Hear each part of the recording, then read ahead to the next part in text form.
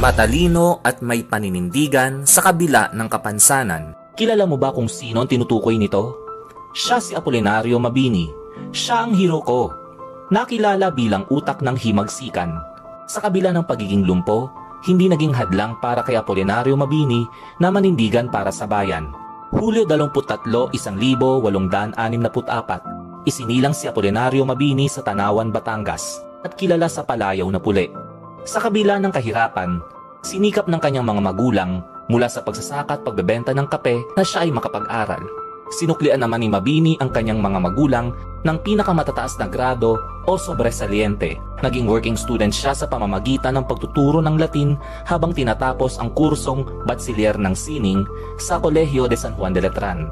Nakapagtapos ng abogasya at pilosopiya sa Universidad ng Santo Tomas. Unti-unting sumibol ang makabayang pag-iisip ni Mabini. Naging kasapi siya ng La Liga Filipina, isang sibikong samahan na itinatag ni Rizal. Sa kabila ng hindi matukoy na dahilan ng kawalan ng kakayahang makalakad, ay nagsilbi siya bilang kanang kamay at tagapayo sa pamahalang revolusyonaryo ni General Emilio Aguinaldo.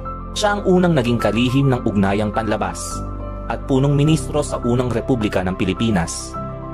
Binalangkas niya ang batayang moral na El Verdadero Decalogo na may layuning itaguyod sa mga Pilipino ang damdaming makabayan. Sa panahon ng pananakop ng mga Amerikano ay ipinatapon siya sa Guam dahil sa pagtanggi niya na magbigay ng katapatan sa mga pinunong dayuhan. Umapila si Mabini na makabalik sa Pilipinas dahil sa kanyang karamdaman.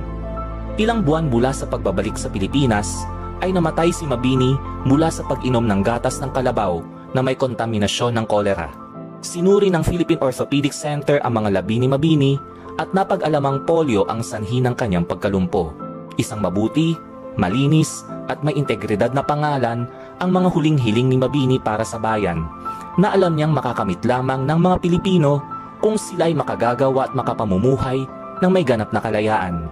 Mahalin mo ang iyong bayan, sunod sa Diyos at iyong karangalan at higit pa sa iyong sarili. Ito ang ika-4 na prinsipyo ng kanyang isinulat na El Verdadero Decalogo.